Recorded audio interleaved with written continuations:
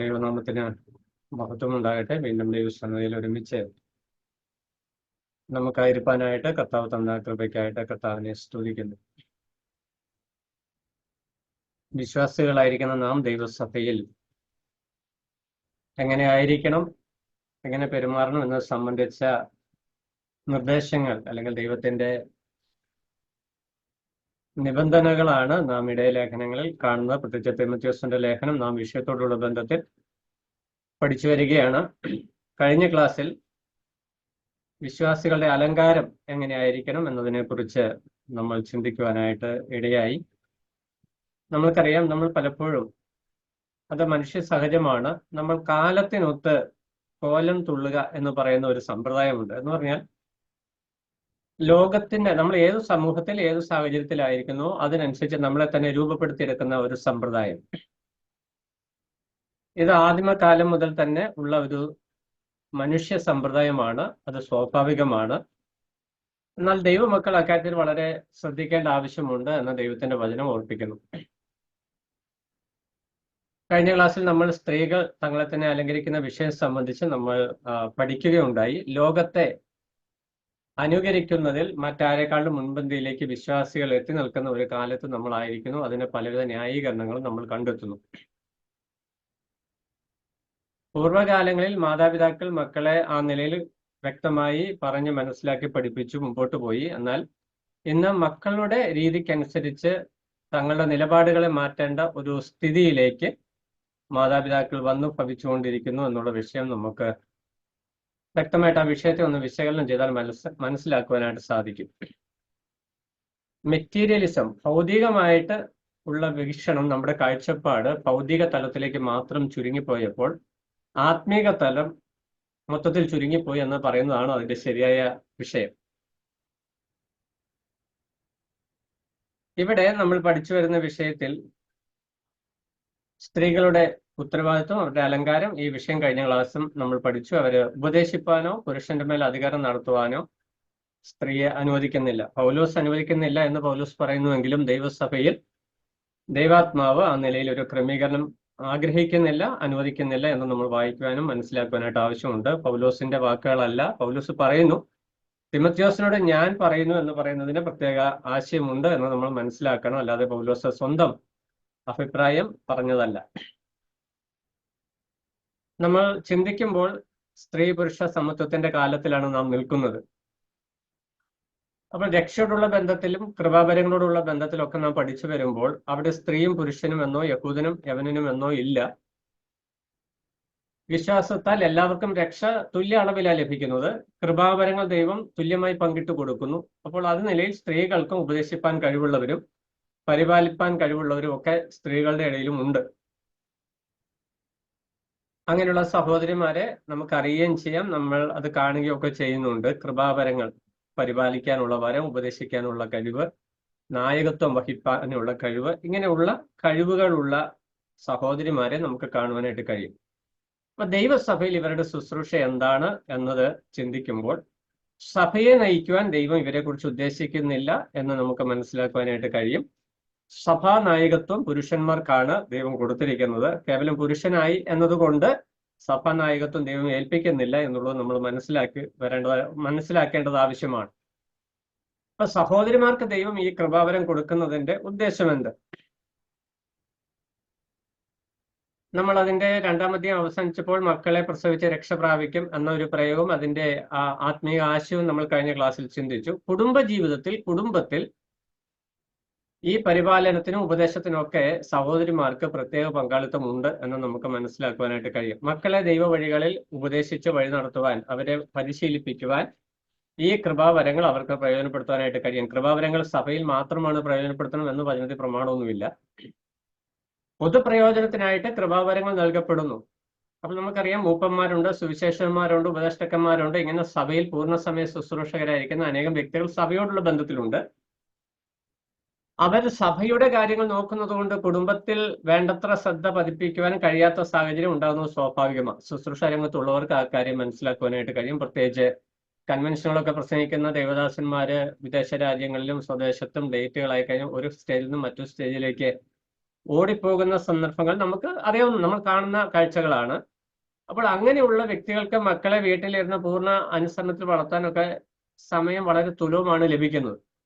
അപ്പോൾ അങ്ങനെയുള്ള സന്ദർഭങ്ങളിൽ കുടുംബത്തിന്റെ നായകത്വം അല്ലെങ്കിൽ മക്കളെ നയിക്കുക, ഭരിക്കുക, പരിപാലിക്കുക, ഈ ശുശ്രൂഷയൊക്കെ നിക്ഷിപ്തമായിരിക്കുന്നത് അമ്മമാരിലാണ് എന്നുള്ള കാര്യം നമുക്കറിയാവുന്ന വിഷയമാണ്.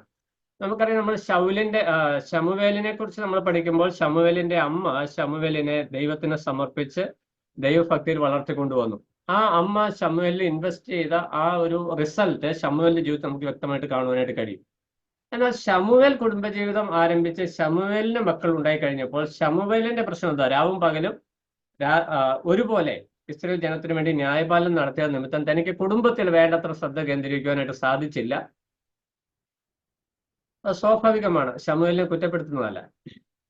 എന്നാൽ ശമൂവേലിന്റെ മക്കൾ വന്നപ്പോൾ അവരെക്കുറിച്ച് നമ്മൾ വായിക്കുന്നത്, ദൈവത്തിന്റെ വചനത്തിൽ വായിക്കുന്നത്, അവർ അനീതി ചെയ്യുന്നവരായിരുന്നു, ശമൂവേൽ പോലെ ദൈവ വഴികളിൽ അവർ നടന്നില്ല എന്ന് നമ്മൾ വായിക്കുന്നുണ്ട്.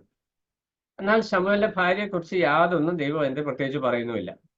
അപ്പോൾ ഒരു അമ്മ എന്നുള്ള നിലയിൽ ശമൂവേലിന്റെ ഭാര്യ ചെയ്ത ഉത്തരവാദിത്തങ്ങളിൽ പാളിച്ചകൾ വന്നതാണ് മക്കൾ അതുപോലെ ക്രമം കെട്ടു പോകുവാനായിട്ട് ഇടയായി തീർന്നത് എന്ന് മനസ്സിലാക്കുവാനായിട്ട് കഴിയും. കുടുംബജീവിതത്തിൽ മക്കൾ ദൈവകൃപയിൽ വളർന്നു വരുന്നതിൽ അമ്മമാർക്ക് പ്രത്യേക പങ്കുണ്ട്. അപ്പോൾ ഈ കൃപാവരങ്ങൾ കൊടുക്കുമ്പോൾ ഇതെല്ലാം സഭയിൽ ഉപദേശിക്കാൻ മാത്രമാണ്, പ്രസംഗിക്കാൻ മാത്രമാണ്, ടീച്ച് ചെയ്യാൻ മാത്രമാണ് എന്ന തെറ്റിദ്ധാരണ പലർക്കും ഉണ്ട്. അതുകൊണ്ട് പല സഹോദരിമാർ പല സഭകളിലും ക്രിസ്തീയ സമൂഹങ്ങളിലും ബിഷപ്പുമാരൊക്കെ സ്ത്രീകളായിട്ട് രംഗപ്രവേശം ചെയ്തിട്ടുണ്ട്. അത് അനുവദിക്കുന്ന ഒരു സിസ്റ്റത്തിലേക്ക് നമ്മൾ എത്തിച്ചേർന്നിട്ടുമുണ്ട്. എന്നാൽ വേർപാട് സഭകളിൽ ഇതുവരെ അങ്ങനെ ഒരു സമ്പ്രദായം വന്നിട്ടില്ല. വരില്ല എന്ന് പറയാനായിട്ട് സാധിക്കത്തില്ല. നമ്മൾ ലോകത്തെ കോപ്പി ചെയ്യുന്നതിൽ മുമ്പത്തിൽ നിൽക്കുന്ന ഒരു കൂട്ടരായിട്ട് നമ്മൾ ഇന്നും മുന്നോട്ട് പോകുന്നുണ്ട്. എന്നാൽ അവിടെ ശ്രദ്ധിക്കേണ്ട വിഷയം, ദൈവം കൃപാവരങ്ങളെ കൊടുക്കുമ്പോൾ ദൈവത്തിന് അതിനൊരു ഉദ്ദേശമുണ്ട്.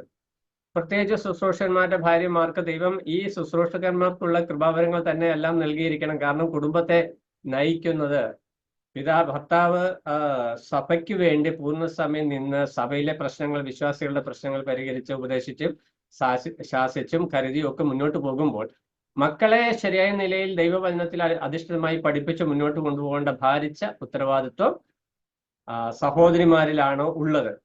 അവിടെ പാളിച്ച പറ്റിക്കഴിഞ്ഞാൽ മക്കൾ തെറ്റിപ്പോകുവാനായിട്ട് ഇടവരും. നമുക്കറിയാം, പലപ്പോഴും ഇന്ന് നമുക്കറിയാം, ഞാൻ ആദ്യം ഓർപ്പിച്ചൊരു മെറ്റീരിയലിസം എന്ന് പറഞ്ഞാൽ സമ്പത്തുണ്ടാക്കണം, സമ്പത്ത് ആവശ്യമാണ് നമുക്ക് ജീവിക്കാൻ.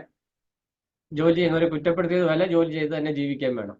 എന്നാൽ അതിന് മുൻഗണന കൊടുത്തുകൊണ്ട് നമ്മൾ ജീവിതത്തിൽ മുന്നോട്ട് പോകുമ്പോൾ പല കുടുംബങ്ങളിലും മക്കൾക്ക് വേണ്ടത്ര, അപ്പനും അമ്മയും ഒരുപോലെ ജോലിക്ക് പോകുന്നു, ചിലർക്ക് ഡേ ഷിഫ്റ്റ്, ചിലർക്ക് നൈറ്റ് ഷിഫ്റ്റ്, ഇങ്ങനെ പോകുമ്പോൾ മക്കൾക്ക് വേണ്ടത്ര പരിചരണം കിട്ടാൻ അവർ ഗ്രാൻഡ് പേരൻസിന്റെ കൂടെ താമസിക്കുകയും അല്ലെങ്കിൽ ഹോസ്റ്റലിൽ താമസിക്കുകയും ഒക്കെ ചെയ്തു. ഒരു കൗമാരപ്രായമൊക്കെ ആകുമ്പോഴത്തേന് എന്ത് സംഭവിക്കുന്നു? പിള്ളേരെ കൈവിട്ടു പോയി, അല്ലെങ്കിൽ അവർ ആത്മീയമായി ഇവർ പ്രതീക്ഷിക്കുന്ന തലത്തിൽ നിന്ന് അകന്നുപോയി എന്ന യാഥാർത്ഥ്യം മനസ്സിലാക്കി പലരും ജോലിയൊക്കെ ഉപേക്ഷിച്ച് മക്കൾ നോക്കുവാനായിട്ട് വരുന്ന ഒരു സാഹചര്യം പലയിടത്തുമുണ്ട്. വിശ്വാസികൾ ഭവനങ്ങളിൽ മാത്രമല്ല, മറ്റുള്ളവരുടെ ഭവനങ്ങളിലുമുണ്ട്. എനിക്ക് വളരെ അടുത്തറിയാവുന്ന ഒരു ഭവനമുണ്ട്. അവർ വിശ്വാസികളല്ല, അവർ നാമധേയ ക്രിസ്ത്യാനികളാണ്. അപ്പം 2 മക്കളാണ്, ആൺപിള്ളേരാണ്. ഇവർ രണ്ടുപേരും വിദേശത്ത് ജോലിയായിരുന്നു. മക്കള് ഗ്രാൻഡ് പേരൻസ് കൂടെയായിരുന്നു. ഗ്രാൻഡ് പേരൻസ് വയ്യായപ്പോൾ അവർ ഹോസ്റ്റലിലോട്ട് മാറി. ഒരു നിശ്ചിത സ്റ്റേജിൽ ഇപ്പോൾ മൂത്ത മകന് ഒരു ഡിപ്രഷൻ പോലെ ഒരു ഫീലിംഗ്. അപ്പോൾ ഉടനെ അമ്മ ജോലിയൊക്കെ വിട്ട് വന്നു. പക്ഷേ ഇന്നും ഈ പേരൻസും മാതാപിതാക്കളും തമ്മിൽ യാതൊരു അറ്റാച്ച്മെന്റ് ഇല്ലാത്ത ഒരവസ്ഥയിൽ നിൽക്കുക. അമ്മയപ്പന് എന്ത് പറഞ്ഞാലും അനുസരിക്കാത്ത ഒരു സാഹചര്യത്തിലേക്ക് മകന് കല്യാണമൊക്കെ കഴിഞ്ഞ് അവർക്ക് മക്കളൊക്കെ ആയി ജീവിക്കുന്നുണ്ട്. എന്നാൽ ഇന്നും ആ ഒരു അറ്റാച്ച്മെന്റ് നഷ്ടപ്പെട്ടിരിക്കുക. അപ്പോൾ ദൈവമക്കളായിരിക്കുന്ന നമ്മൾ കുടുംബജീവിതത്തിൽ വളരെ ശ്രദ്ധിക്കേണ്ട ഒരു വിഷയമാണ്. ഭൗതികമായ വിഷയങ്ങൾ ആവശ്യമായിരിക്കുമ്പോൾ തന്നെ മക്കൾ കൂടെ നിർത്തി വളർത്തുവാൻ, അതിനുള്ള സാഹചര്യങ്ങൾ ഉണ്ടാക്കുവാൻ പരമാവധി കഴിവോളം ആവോളം ശ്രദ്ധിക്കണം. കാരണം അല്ലെങ്കിൽ ഒരു പരിധി കഴിഞ്ഞ് കൗമാരപ്രായമൊക്കെ കഴിഞ്ഞാൽ പിള്ളേർ നമ്മുടെ കയ്യിൽ നിന്ന് വഴുതി പോകുന്ന സ്റ്റേജാണ്. ആ സ്റ്റേജിൽ എത്തിക്കഴിഞ്ഞാൽ പിന്നെ നന്നാക്കാം എന്ന് വെച്ച് കഴിഞ്ഞാൽ അത് ബുദ്ധിമുട്ടാണ്. മോശയും ശമൂവേലും ഒക്കെ വളർന്നത് അവരുടെ അമ്മമാരുടെ കൈക്കിൽ. അവർ ശൈശവപ്രായത്തിൽ അമ്മമാരിൽ നിന്ന് അവർക്ക് ലഭിച്ച ആത്മീക ദർശനമാണ് തിമോഥെയോസിന് പോലും പൗലോസിനോട് കൂടെ ചേർന്ന് നിൽക്കാൻ പിൻബലമായത് ഈ ഒരു പരിശീലനമാണ്. അത് ദൈവം അവർക്ക് കൊടുത്ത പ്രത്യേക ഉത്തരവാദിത്വവും കൃപയുമാണ് എന്നുള്ള വിഷയം ഓർപ്പിക്കുവാനായിട്ട് ഞാൻ ആഗ്രഹിക്കുന്നു. ഇവിടെ തിമോഥെയോസിനോടുള്ള ബന്ധത്തിൽ ഈ വിഷയം പറഞ്ഞു വരുമ്പോൾ സഭയിൽ എങ്ങനെ പെരുമാറണം എന്നത് പറഞ്ഞു വരുമ്പോൾ മൂപ്പന്മാരുടെ യോഗ്യത ആദ്യം പറയാം. ഇത് 3-ാം അധ്യായത്തിലാണ് അധ്യക്ഷന്മാരെ കുറിച്ച് പറയുന്നത്, അധ്യക്ഷന്മാരെ എങ്ങനെ ആയിരിക്കണം. എന്നാൽ അതിനു മുമ്പ് ഈ സഹോദരിമാരുടെ ഉത്തരവാദിത്വം അലങ്കാരത്തെക്കുറിച്ചൊക്കെ പറയേണ്ട ആവശ്യകത എന്തായിരുന്നു?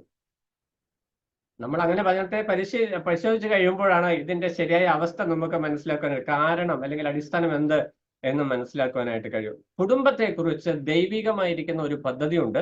ആ പദ്ധതിയിൽ ഭർത്താവിനും ഭാര്യയ്ക്കും പ്രത്യേക സ്ഥാനമുണ്ട്. നമ്മൾ പഴയ നിയമം വായിക്കുമ്പോൾ തന്നെ, സങ്കീർത്തനത്തിൽ വായിക്കുമ്പോൾ, നിന്റെ ഭാര്യ ഫലപ്രദമായ 128-ാം സങ്കീർത്തനത്തിൽ വരുമ്പോൾ ഫലപ്രദമായ മുന്തിരിവള്ളി പോലെയും മക്കൾ ഒലിവതൈകൾ പോലെയും നിൽക്കുന്നു എന്ന് ഇത് നമ്മൾ വിവാഹത്തോടുള്ള ബന്ധത്തിലൊക്കെ നമ്മൾ വായിക്കുന്ന സങ്കീർത്തനങ്ങളാണ്. അപ്പോൾ ഒരു ഫലപ്രദമായ മുന്തിരിവള്ളിയുടെ അനുഭവമാണ് ഒരു സ്ത്രീക്ക് ഒരു കുടുംബത്തിൽ ഉള്ളത്. സ്ത്രീ വീടിന്റെ വിളക്കാണെന്നൊക്കെ കോമൺ ആളുകൾ പറയാറുള്ള ഒരു വിഷയമാണ്. അവർക്ക് ഈ കുടുംബ ബന്ധം അല്ലെ കുടുംബം സ്ഥാപിക്കുന്നതിൽ പ്രത്യേകമായിരിക്കുന്ന ഒരു പങ്കാളിത്തമുണ്ട്. സഭയിൽ ഒരു ഉത്തരവാദിത്വം ഇല്ലെന്നല്ല ഞാൻ പറഞ്ഞു വരുന്നത്. എന്നാൽ ദൈവം പ്രാഥമികമായി അവർക്ക് കൊടുത്തിരിക്കുന്ന ഉത്തരവാദിത്വം കുടുംബത്തെ ബിൽഡപ്പ് ചെയ്യുക എന്നുള്ളത് തന്നെയാണ്. അപ്പോൾ അങ്ങനെയുള്ള മക്കളെ അവർ പരിപാലിക്കേണ്ടതും അവരുടെ ഉത്തരവാദിത്തത്തിൽപ്പെട്ട കാര്യമാണ്. നമ്മൾ സദൃശവാക്യം 11:14 വരുമ്പോൾ പരിപാലനമില്ലാത്തടത്ത് ജനം അധോഗതി പ്രാപിക്കും നമ്മൾ വായിക്കുന്നുണ്ട്. അപ്പോൾ പുരുഷന്മാർക്ക് മക്കളെ വേണ്ടത്ര ശ്രദ്ധിക്കാൻ കഴിയാത്ത ജോലി തിരക്ക് പുരുഷന്മാരുടെ കൂടി ഉത്തരവാദിത്തം അല്ലെങ്കിൽ അപ്പന്മാരുടെ ഉത്തരവാദിത്വമാണ്. അതിന് യാതൊരു മാറ്റവുമില്ല. എന്നാൽ തിരക്കുകളുടെ ബാധിക്കും കൊണ്ട്, സാഹചര്യം കൊണ്ട് അതിന് സാധിക്കാതെ വരുമ്പോൾ ആ കുറവ് നികത്തേണ്ടത് അമ്മമാരാണ്. അപ്പോൾ അമ്മയാണ് അവർക്ക് ശൈശവപ്രായം മുതൽ അമ്മയുടെ സ്ഥാനത്തും അപ്പന്റെ സ്ഥാനത്തും കൂട്ടുകാരിയുടെ സ്ഥാനത്തും എല്ലാ സ്ഥാനത്തും നിന്ന് മക്കളെ പോഷിപ്പിച്ച് വളർത്തിക്കൊണ്ടിരുന്ന അമ്മമാരാണ്.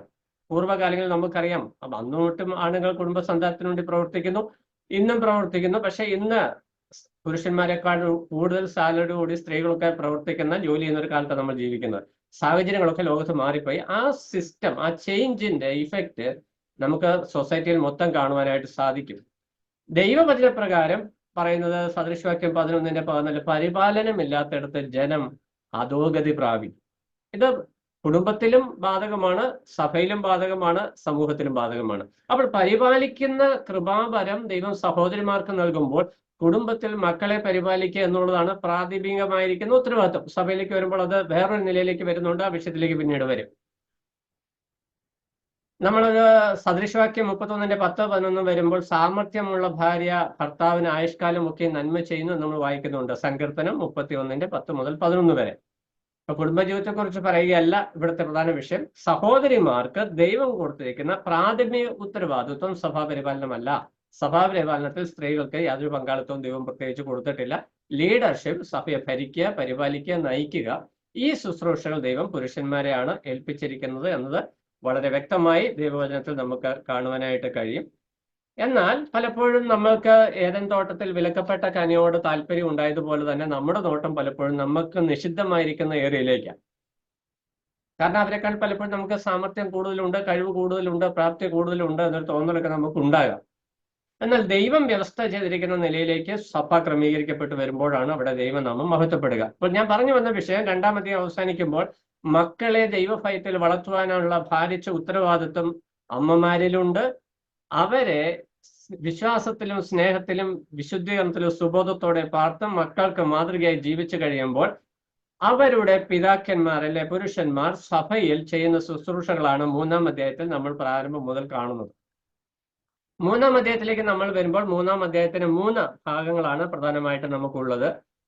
അതിൽ ആദ്യത്തെ ഭാഗം 1-ാം വാക്യം മുതൽ 7-ാം വാക്യം വരെ മൂപ്പന്മാരുടെ യോഗ്യതകൾ, അധ്യക്ഷൻ എന്ന് നമ്മളിവിടെ വായിക്കുന്നുണ്ട്, ഓവർസിയർ എന്ന് ഇംഗ്ലീഷിൽ വായിക്കുന്നു. അതുപോലെ തന്നെ 1 മുതൽ 7 വരെയുള്ള വാക്യങ്ങളിൽ മൂപ്പന്മാരുടെ യോഗ്യതകളും 8 മുതൽ 13 വരെയുള്ള വാക്യങ്ങളിൽ ശുശ്രൂഷകന്മാർ അല്ലെ ഡീക്കന്മാരുടെ യോഗ്യതകളും വായിക്കുന്നു. 14 മുതൽ 16 വാക്യങ്ങളിൽ സഭയുടെ പ്രാധാന്യവും ദൈവത്തിന്റെ ആത്മാവ് ഈ അധ്യായത്തിൽ വെളിപ്പെടുത്തുന്നു. നമ്മൾക്ക് എല്ലാവർക്കും വളരെ അറിയാവുന്ന, വ്യക്തമായി നമ്മൾ വായിക്കുകയും ചിന്തിക്കുകയൊക്കെ ചെയ്യുന്ന വിഷയങ്ങൾ തന്നെയാണിത്. എന്നാൽ പ്രായോഗിക തലത്തിൽ എത്രത്തോളം കൊണ്ടുവരുന്നു എന്ന് നമ്മൾ ചിന്തിക്കുവാനായിട്ട് ആവശ്യമുണ്ട്. അപ്പോൾ സഭാപരിപാലനത്തോടുള്ള ബന്ധത്തിൽ വരുമ്പോൾ ഈ കൂട്ടായ പ്രവർത്തനം സ്ത്രീയും പുരുഷനും ഒന്നിച്ച് ചേർന്ന് വരുന്ന, അതിൽ യഹൂദനും യവനനും എന്ന് വ്യത്യാസമില്ല, ജ്ഞാനമുള്ളവൻ ജ്ഞാനമില്ലാത്തവൻ എന്ന് വ്യത്യാസമില്ല. ഇങ്ങനെയുള്ള വിവിധ സമൂഹങ്ങളിൽ നിന്ന് രക്ഷിക്കപ്പെട്ട് സഭയോട് ചേർന്ന് വരുന്ന ആളുകൾ സഭയിൽ ചേർന്ന് നിൽക്കുമ്പോൾ ആ സഭയുടെ പരിപാലന രംഗത്ത് ദൈവം ആക്കി വെച്ചിരിക്കുന്ന ഒരു വ്യവസ്ഥയാണ് ഈ 3-ാം അധ്യായത്തിൽ പ്രധാനമായിട്ട് പറഞ്ഞു വരുന്ന വിഷയം. ഇവിടെ 1-ാം വാക്യത്തിൽ നമ്മൾ വായിക്കുന്നത്, ഒരുവൻ അധ്യക്ഷ സ്ഥാനം കാക്ഷിക്കുന്നുവെങ്കിൽ നല്ല വേല ആഗ്രഹിക്കുന്നു. അപ്പോൾ മൂപ്പൻ സ്ഥാനം അല്ലെങ്കിൽ സഭയുടെ ഓവർസിയർ എന്ന് നമുക്ക് മേൽനോട്ടക്കാരെന്ന് വേണേൽ വ്യാഖ്യാനിക്കാം, ചുമതലക്കാരെന്ന് വ്യാഖ്യാനിക്കാം, കാര്യവിചാരകൻ എന്ന് പറയാം. അദ്ദേഹത്തിന്റെ ജോലി എന്ന് പറയുന്നത് സഭയെ പോറ്റി പുലർത്തുക എന്നുള്ളതാണ്. ഇങ്ങനെ പല വാക്യങ്ങൾ, പ്രയോഗങ്ങൾ നമുക്ക് കാണുവാനായിട്ട് സാധിക്കും. ഈ ടേംസ്, ഈ പ്രയോഗങ്ങൾ, കാര്യവിചാരകൻ എന്നുള്ള വാക്ക് നമ്മൾ വായിക്കുന്നുണ്ട്. പോറ്റി പുലർത്തുക എന്നുള്ള വാക്ക് നമ്മൾ സഭയോട് അല്ലെങ്കിൽ ഭാര്യ ഭർത്താക്കന്മാരോടുള്ള ബന്ധത്തിൽ എഫേസ്യ ലേഖനം 5-ാം അധ്യായത്തിൽ വായിക്കുന്നുണ്ട്. അത് സഭയും ക്രിസ്തുവും തമ്മിലുള്ള ബന്ധത്തിന്റെ ഒരു നിഴൽ എന്നവിടെ വ്യക്തമായിട്ട് പറയുന്നുണ്ട്. അപ്പോൾ സഭാപരിപാലനം, സഭയിൽ മൂപ്പനായിരിക്കുക, അധ്യക്ഷനായിരിക്കുക എന്ന് പറയുന്നത് നല്ല ഒരു വേലയാണ്. അപ്പൊ പൗലോസ് അപ്പോസ്തലൻ തിമോഥെയോസിന് ഈ വിഷയം പറഞ്ഞു കൊടുക്കുമ്പോൾ മൂപ്പന്മാരുടെ ശുശ്രൂഷയുടെ മഹത്വം വളരെ വ്യക്തമായിട്ട് പറയുന്നുണ്ട്. മൂപ്പനായിരിക്കുക എന്ന് പറയുന്നത് ഏറ്റവും മാന്യമായിരിക്കുന്ന, നല്ലതായിരിക്കുന്ന ഒരു ശുശ്രൂഷയാണ്. അതിന് യാതൊരു സംശയവുമില്ല. എന്നാൽ നമ്മൾ ശ്രദ്ധിക്കേണ്ട ചില വിഷയങ്ങളാണ് അതിന് താഴോട്ട് പറയുന്നത്. നല്ല വേല ആഗ്രഹിക്കും, നമ്മൾക്ക് എല്ലാവർക്കും ആഗ്രഹമുള്ള എന്ന് പറഞ്ഞാൽ ഒരു വിശ്വാസി രക്ഷിക്കപ്പെട്ട് വന്ന് 1-2 ആഴ്ച കഴിയുമ്പോഴത്തേനും വിശ്വാസി ഒന്ന് സ്റ്റാൻഡിങ് ആയി കഴിയുമ്പോൾ എല്ലാ വിശ്വാസികളുടെ ഉള്ളിലുണ്ടാകുന്ന ഒരു ചിന്ത, എനിക്ക് മൂപ്പനാകണം എന്ന്. മൂപ്പനായുള്ള സഭയിലെ തീരുമാനങ്ങളൊക്കെ എടുക്കുകയും നടപ്പിലാക്കുകയും പഠിപ്പിക്കുകയും ഒക്കെ ചെയ്യുന്നത്. അതുകൊണ്ട് സഭയുടെ നേതൃസ്ഥാനത്തേക്ക് വരണമെന്നൊരു ആഗ്രഹം എല്ലാ മനുഷ്യർക്കുമുണ്ട്. ഇന്ന് മൂപ്പൻ സ്ഥാനത്തിന് വേണ്ടി മിക്ക സഭകളിലും പിടിവലിയ. ഈ നല്ല വേല എന്നൊരു വാക്ക് മാത്രമേ അവർ വായിക്കുന്നത്, താഴോട്ടുള്ള വാക്കുകൾ വായിക്കാതെ പോകുന്നു. അതാണ് പ്രശ്നം. അപ്പൊ നമ്മൾ വളരെ ശ്രദ്ധിച്ച് ദൈവവചനം പഠിച്ച് മുന്നോട്ട് വരുമ്പോൾ ദൈവസഭയെ ദൈവവചനപ്രകാരം നമ്മൾ മനസ്സിലാക്കുകയും കൈകാര്യം ചെയ്യുകയും ചെയ്തില്ലെങ്കിൽ നമ്മളൊക്കെ ദൈവസന്നതയിൽ വലിയ കുറ്റക്കാരായി മാറും. ദൈവ ഭയം, ഞാൻ കഴിഞ്ഞ ക്ലാസ്സിൽ ഓർപ്പിച്ച വിശ്വാസം, ദൈവത്തെക്കുറിച്ചുള്ള ഭയം, ദൈവഭക്തി നമ്മൾ കന്യമായി പോയപ്പോൾ ഇതൊക്കെ ഒരു യാന്ത്രികമായി മാറിയിരിക്കുക. നമ്മൾ വന്നു, സഭയിൽ അംഗമായി തീർന്നു, സഭയിൽ ഒരു സിസ്റ്റം നമ്മൾ കാണുന്നു, ആ സിസ്റ്റത്തിൽ നമ്മളിങ്ങനെ മുന്നോട്ട് പോവുകയാണ്. എന്നാൽ അതിന്റെ ഗൗരവം നമ്മൾ എത്രത്തോളം മനസ്സിലാക്കുന്നുണ്ട്? ചിലര് മൂപ്പസ്ഥാനത്തിന് വേണ്ടി കണഞ്ഞ് പരിശ്രമിക്കും. മൂപ്പന്മാരായി കഴിഞ്ഞാൽ പിന്നെ ഏകാധിപതികളായിട്ട് അവർ മാറും. അവരിന്ന് ഏകാധിപതികളായിരിക്കുന്ന ലോക രാജാക്കന്മാർ കാണിക്കുന്ന പണികൾ സഭയ്ക്കുള്ളിൽ ചെയ്യുകയും ചെയ്യും. വിശ്വാസികൾ വലഞ്ഞു പോവുകയും ചെയ്യും. ഇതൊക്കെ തുറന്നു പറയുമ്പോൾ മൂപ്പന്മാർ എന്നോട് പിണങ്ങുമൊന്നും വേണ്ട. കാരണം ദൈവസഭയാണ്, കർത്താവിന്റെ സഭയാണ്, കർത്താവ് തന്റെ രക്തം കൊണ്ട് വാങ്ങിയ സഭയാണ്. ആ സഭയെ പരിപാലിക്കുന്ന സ്ഥാനത്തേക്ക് ഒരു വ്യക്തി കയറിയിരിക്കുമ്പോൾ ആ സ്ഥാനത്തിന്റെ മഹത്വം ആ വ്യക്തി മനസ്സിലാക്കിയിരിക്കണം. ഇന്ന് പലർക്കും ആ സ്ഥാനത്തിന്റെ മഹത്വം അറിയത്തില്ല. നമുക്കറിയാം, ഒരു വ്യക്തി ഒരു സ്ഥാനത്താക്കിയിട്ട്, ഒരു രാജ്യത്തിന്റെ പ്രധാനമന്ത്രി ആ സ്ഥാനത്താക്കിയിട്ട് ആ പ്രധാനമന്ത്രി ആ സ്ഥാനത്തിന്റെ ഗൗരവം മനസ്സിലാക്കാതെ കുട്ടിക്കളിയായിട്ട് നടന്ന രാജ്യത്തിന്റെ അവസ്ഥ എന്താ? ഇത് തന്നെയാണ് സ്ഥലസഭകളുടെ അവസ്ഥയും. അപ്പോൾ ഇവിടെ ഈ 3-ാം അധ്യായത്തിൽ പൗലോസ് അപ്പോസ്തലനിലൂടെ ദൈവാത്മാവ് പറഞ്ഞു വരുന്ന വിഷയം, ദൈവസഭയിൽ അധ്യക്ഷനായിരിക്കുക, ഓവർസിയർ ആയിരിക്കുക എന്ന് പറയുന്നത് ഏറ്റവും നല്ല ഒരു വേലയാണ്. ആ നല്ല വേല ആഗ്രഹിക്കുന്നു. ആഗ്രഹം നല്ല ആഗ്രഹമാണെന്നാണ് ഇവിടെ പൗലോസ് അപ്പോസ്തലനിലൂടെ ദൈവാത്മാവ്. ആഗ്രഹം നല്ലതാണ്. നമുക്കിപ്പോ ഇന്ത്യയുടെ പ്രധാനമന്ത്രി ആകണമെന്ന് നമുക്ക് ആഗ്രഹിക്കുന്നതിൽ എന്താ തെറ്റ്? ഏറ്റവും കുറഞ്ഞ പക്ഷം കേരളത്തിന്റെ മുഖ്യമന്ത്രി ആകണം എന്ന് ആഗ്രഹിക്കുന്നതിൽ തെറ്റൊന്നുമില്ല. ആ നല്ലൊരു സ്ഥാനമാണ്, എല്ലാവരും ബഹുമാനിക്കും. പൈലറ്റ് വാഹനങ്ങളൊക്കെ ആയിട്ട് എസ്കോർട്ട് വന്നെങ്കിൽ നമുക്ക് ഭയങ്കര രാജകീയ സ്റ്റൈലിൽ നമുക്ക് യാത്ര ചെയ്യാം. ആരെയും പേടിക്കേണ്ട, ഭക്ഷണമൊക്കെ സൗജന്യം, എല്ലാ അവകാശങ്ങളും ഉണ്ട്. അതുകൊണ്ട് ആഗ്രഹിക്കുന്നത് നല്ലത്. അപ്പൊ ദൈവസഭയിൽ മൂപ്പനാകണം എന്ന ആഗ്രഹം നല്ല വേലയാണ്, നല്ല ശുശ്രൂഷയാണ് എന്ന് ദൈവത്തിന്റെ ആത്മാവ് ഓർപ്പിക്കുന്നു. അപ്പോൾ എന്തുകൊണ്ട് ഇത് നല്ല വേലയാണ്? നമ്മൾ മനസ്സിലാക്കേണ്ട ഒരു വിഷയം, ഒരു രാജ്യത്തെ ഭരണാധികാരി ഭരിക്കുമ്പോൾ അദ്ദേഹത്തെ തെരഞ്ഞെടുക്കുവാനായിട്ട് ചില നിബന്ധനകൾ ഭരണഘടനയിലുണ്ട്. ഇങ്ങനെ തെരഞ്ഞെടുക്കപ്പെട്ട വ്യക്തി ഭരിക്കുന്നതിന് ചില പെരുമാറ്റച്ചട്ടങ്ങൾ, എങ്ങനെ ഭരിക്കണം, എങ്ങനെ നയിക്കണം, എങ്ങനെ മുന്നോട്ട് പോകണം, അദ്ദേഹം എങ്ങനെ പെരുമാറണം, ഇതൊക്കെ സംബന്ധിച്ചൊരു പെരുമാറ്റച്ചട്ടം രാജ്യത്തിനുണ്ട്. ഇതുപോലെ തന്നെ ദൈവസഭയെ ഭരിക്കുന്നവർക്കും യോഗ്യതകൾ ദൈവവചനം അനുശാസിക്കും. ചില റിക്വയർമെന്റ്സ്, അവരുടെ ക്വാളിറ്റീസ് അല്ലെ ക്വാളിഫിക്കേഷൻ, യോഗ്യതകൾ. അപ്പൊ ദൈവസഭ ഒരു 5-6 പേരുള്ള ഒരു സ്ഥലസഭയാണെങ്കിൽ പോലും ആ സഭയെ പരിപാലിക്കുന്നതിന് ദൈവത്തിന്റെ പരിശുദ്ധാത്മാവ് ചില യോഗ്യതകൾ ദൈവവചനത്തിൽ പറയുന്നുണ്ട്. അപ്പോൾ ദൈവവചനത്തിൽ പ്രകാരം യോഗ്യത ഉള്ളവർ വേണം ആ സ്ഥാനത്തേക്ക് വരുവാൻ. ദൈവവചനപ്രകാരം വേണം സഭയെ പരിപാലിക്കാൻ, ഭരിക്കുവാൻ. ഭരണവും പരിപാലനവും ഒക്കെ അതിനകത്തുള്ളതാണ്. അപ്പോൾ സഭയെ ഭരിക്കുമ്പോൾ ദൈവവചനപ്രകാരം ഭരിക്കുന്ന ഒരു അനുഭവത്തിലേക്ക് വിശ്വാസികൾ വരണം, അല്ലെങ്കിൽ ഭരണകർത്താക്കൾ വരണം എന്നതാണ് ദൈവവചനത്തിന്റെ പ്രത്യേകത.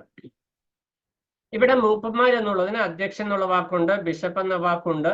മൂപ്പന്മാർ എന്ന് നമ്മൾ അപ്പോസ്തല പ്രവൃത്തി 20:17 അവിടെ നമ്മൾ പ്രസ്പിറ്റർ അല്ലെങ്കിൽ പ്രസ്പിറ്ററോസ് എന്ന വാക്ക് നമ്മൾ കാണുന്നുണ്ട്. മൂപ്പന്മാർ എന്നാണ് അവിടെ പരിഭാഷപ്പെടുത്തിയിരിക്കുന്നത് അപ്പോസ്തല പ്രവൃത്തി 20:17. എപ്പിസ്കോപ്പോസ് എന്ന വാക്കാണ് ഇവിടെ ഉപയോഗിച്ചിരിക്കുന്നത്. നമ്മൾ അധ്യക്ഷൻ എന്നതിന് ഉപയോഗിച്ചിരിക്കുന്നത് അപ്പോസ്തല പ്രവൃത്തി 20:28 ഈ വാക്ക് തന്നെ ഉപയോഗിച്ചിട്ടുണ്ട്. അപ്പൊ ബിഷപ്പ് എന്ന് പറഞ്ഞാലും പ്രസ്പിറ്റർ, മൂപ്പൻ എന്ന് പറഞ്ഞാലും അവർ അലങ്കരിക്കുന്ന സ്ഥാനം ചെറിയ വ്യത്യാസങ്ങളുള്ളൂ, മൈന്യൂട്ട് ഡിഫറൻസ് മാത്രമേ. എന്നാൽ സഭയെ നയിക്കുക, ഭരിക്കുക, പരിപാലിക്കുക ഈ ഉത്തരവാദിത്വമാണ് ഈ വ്യക്തികളിൽ നിറവേറിയിരിക്കുന്നത്. അങ്ങനെയുള്ള വ്യക്തികൾ നല്ല വേല ആഗ്രഹിക്കുന്നു. ഒന്നാമത്തെ വിഷയം, അതിന്റെ നല്ല വേല എന്ന് പറയാൻ നല്ലതായിരിക്കാനായിട്ടുള്ള ഒന്നാമത്തെ കാരണം അത് ദൈവ നിയോഗമാണ്. ഒരു സഭയെ പരിപാലിക്കുക, ഒരു സഭയിൽ മൂപ്പനായിരിക്കുക എന്ന് പറയുന്നത് ദൈവത്തിന്റെ നിയോഗമാണ്. അതുകൊണ്ട് തന്നെ അത് നല്ല വേലയാണ്. അപ്പോൾ ദൈവം എന്നെ ദൈവസഭയെ പരിപാലിക്കുവാൻ നിയോഗിച്ചിട്ടുണ്ടോ എന്നതാണ് നമ്മൾ ആദ്യം ശോധന, അത് വ്യക്തിപരമായി ശോധന ചെയ്യേണ്ട വിഷയം. നമ്മൾ ആ ശുശ്രൂഷ സ്ഥാനം എടുക്കുന്നതിന് മുമ്പ്, അല്ലെങ്കിൽ ആ സ്ഥാനം ഏറ്റെടുക്കുന്നതിന് മുമ്പ് എനിക്ക് ദൈവ നിയോഗമുണ്ടോ? നമ്മൾ അപ്പോസ്തല പ്രവൃത്തി 20:28 വായിക്കുമ്പോൾ പരിശുദ്ധാത്മാവാക്കി വെച്ചു. പരിശുദ്ധാത്മാവാണ് സഭയിൽ മൂപ്പന്മാരെ നിയമിക്കുന്നത് അല്ലെങ്കിൽ അധ്യക്ഷന്മാരെ നിയമിക്കുന്നത് എന്ന് കാണുവാനായിട്ട് കഴിയും. ഇതൊക്കെ ഒരു ഓൾഡ് സ്റ്റോറി ആയിട്ടാണ് നമുക്ക് തോന്നുന്നത്. ഇന്നത്തെ കാലത്ത് അങ്ങനെയുള്ള ഒരു കൺസേൺ നമുക്കില്ല. ഞാൻ അങ്ങനെ ക്ലിയർ കട്ടായിട്ട് പറയുമ്പോൾ പലർക്കും സംശയം, അതുകൊണ്ട് ക്ലിയർ കട്ടായിട്ട് പറയും അങ്ങനെയാണോ എന്ന് നമ്മൾ ചിന്തിക്കേണ്ട ആവശ്യമുണ്ട്.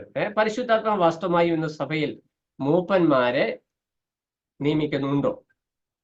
അല്ലെങ്കിൽ ഇന്ന് സഭയിലുള്ള മൂപ്പന്മാർ പരിശുദ്ധാത്മാവിനാൽ നിയോഗിക്കപ്പെട്ടവരാണോ? അപ്പൊ സുവിശേഷന്മാരോടുള്ള ബന്ധത്തിലും ഇതേ വിഷയം തന്നെയാണുള്ളത്. അവര് പരിശുദ്ധാത്മാവിനാൽ നിയോഗിക്കപ്പെട്ടവരാണോ എന്ന് അവർ പരിശോധന ചെയ്യേണ്ടത് ആവശ്യമാണ്. അപ്പോൾ ദൈവത്തിന്റെ സഭയെ അധ്യക്ഷനായിരിക്കുക, മൂപ്പനായിരിക്കുക, സഭയെ നയിക്കുന്ന വ്യക്തിയായിരിക്കുക, ഭരിക്കുന്ന വ്യക്തിയായിരിക്കുക എന്ന് പറയുന്നത് നല്ല വേലയാകാൻ കാരണം അത് ദൈവ നിയോഗമാണ്. ഒന്നാമതായിട്ട് അത് പരിശുദ്ധാത്മാവിനാൽ പരിശുദ്ധാത്മാവാം ദൈവത്താലാണ് നിറവേറുന്നത്, ഭൂമിയിൽ നിറവേറുന്നത്. സഭയുടെ ഇന്നത്തെ കാര്യവിചാരകൻ പരിശുദ്ധാത്മാവായതുകൊണ്ട് പരിശുദ്ധാത്മാവാണ് സഭയിൽ മൂപ്പന്മാരെ നിയമിക്കുന്നത്. അപ്പോൾ മൂപ്പന്മാരായിരിക്കുന്നവർ സ്വയം ശോധന ചെയ്യേണ്ട വിഷയം, ദൈവം എന്റെ ആ ദൗത്യത്തിന് നിയോഗിച്ചിട്ടുണ്ടോ? ചിലര് പ്രായമായി കഴിയുമ്പോൾ മൂപ്പനാവും, അത് പ്രായമായ മൂപ്പന്മാര്. ചിലർ സ്വാധീനം കൊണ്ട് മൂപ്പന്മാരാകും, അത് സ്വാധീനമുള്ള മൂപ്പന്മാര്. എന്നാൽ ഇതിൽ നിന്നെല്ലാം വ്യത്യസ്തമായിട്ടുള്ള ആളുകളാണ് ദൈവനിയോഗിതരായ മൂപ്പന്മാർ. രണ്ടാമത്തെ വിഷയം, ഇത് എന്തുകൊണ്ട് നല്ല വേലയായിരിക്കുന്നു എന്നുള്ളതിന് കാരണം അത് ദൈവജനത്തിനു വേണ്ടിയാണ്, ദൈവത്തിന് വേണ്ടിയാണ് ഈ അധ്യക്ഷനായിരിക്കുന്നത്. അപ്പൊ ദൈവം നിയോഗിച്ചതാണ് ഒന്നാമത്. രണ്ട്, ദൈവത്തിന് വേണ്ടിയാണ് താൻ അധ്യക്ഷത വഹിക്കുന്നത്. ദൈവത്തിനു വേണ്ടി സഭയ്ക്ക് മുമ്പാകെ ദൈവജനത്തിനിടയിൽ അധ്യക്ഷത വഹിക്കുന്നു.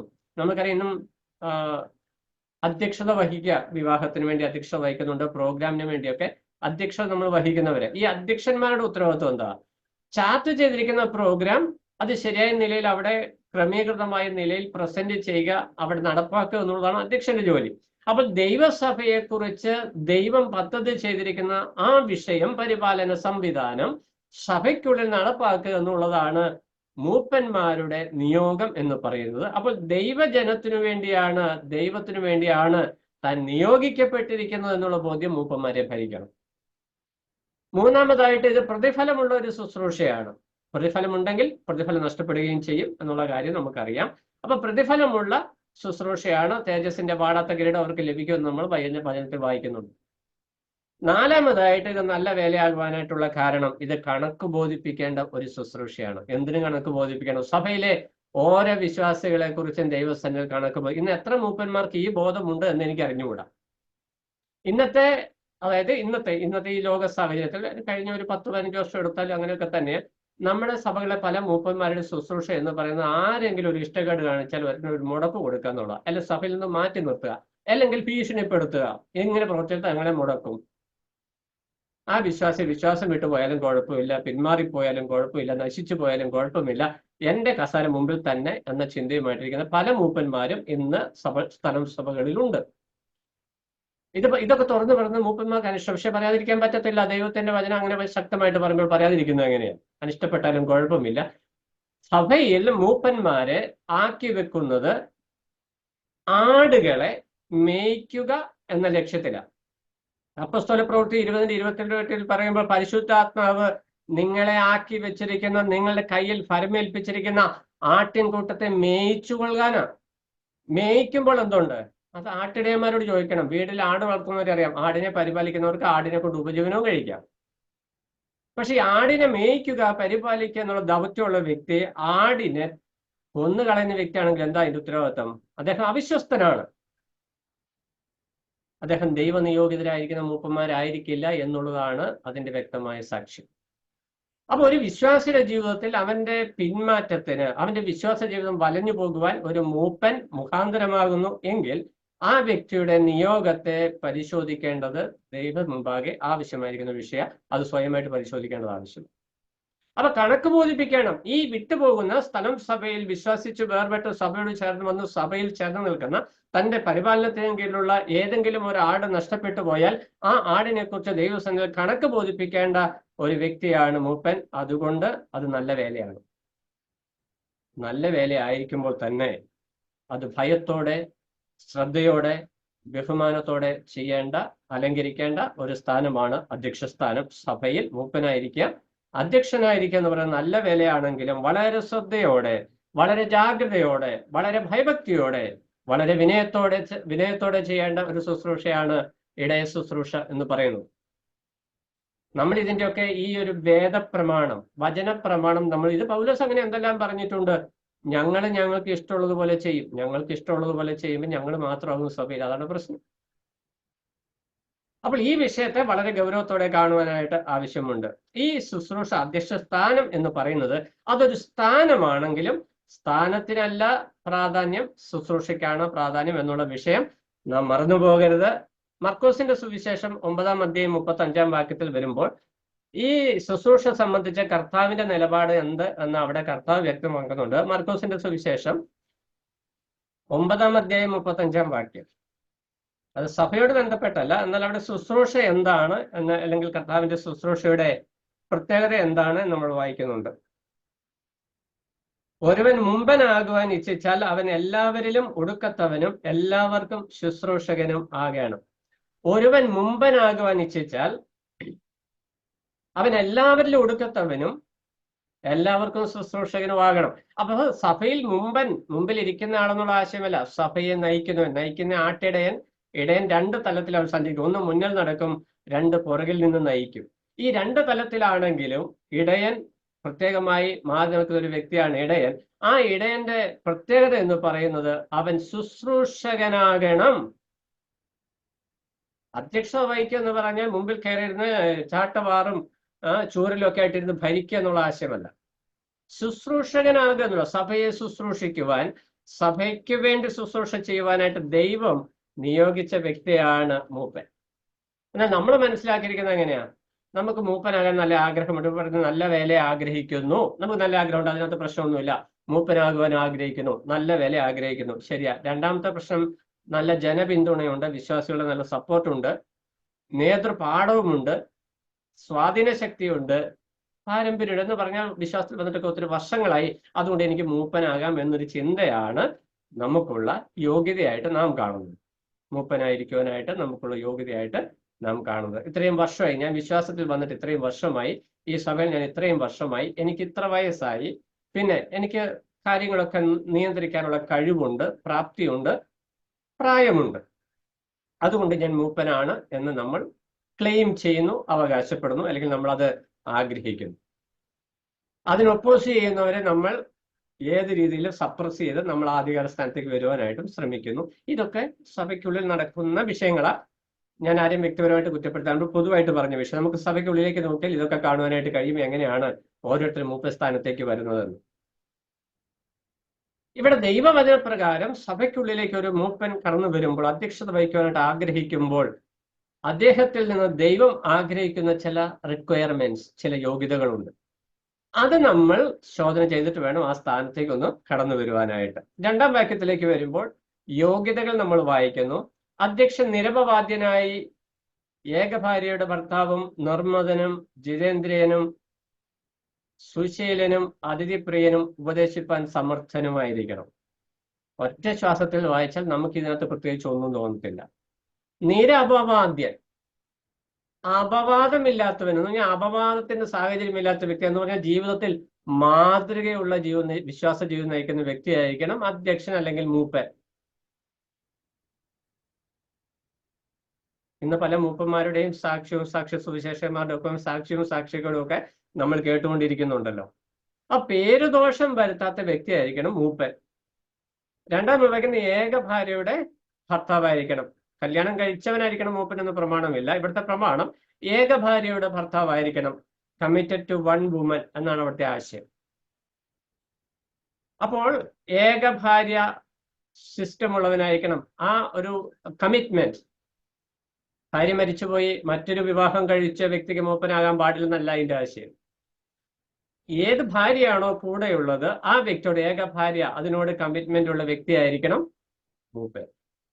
നമ്മളിതിന് കുറെ റിക്വയർമെന്റ്സ് ഒക്കെ വെച്ചിരിക്കുക. പക്ഷെ ഇവിടെ കമ്മിറ്റഡ് ടു വൺ വുമൻ, അതാണ് ഏക ഭാര്യ ഉള്ളവനായിരിക്കണം എന്ന് പറയുന്നത്. മൂന്നാമത്തേത് സുശീലൻ, നല്ല ശീലങ്ങൾ. സുശീലം നല്ല ശീലം ഏറ്റവും സിമ്പിൾ ആയിട്ട് പറയാം. സുശീലം എന്ന് പറഞ്ഞാൽ അതിന്റെ മുൻകോപി ആയിരിക്കരുത് എന്നൊക്കെ പറഞ്ഞ് തീത്തോസിന്റെ ലേഖനത്തിലേക്ക് വരുന്നുണ്ട്. മുൻകോപി, മൂപ്പന്മാര് പലരും മുൻകോപികളാണ്.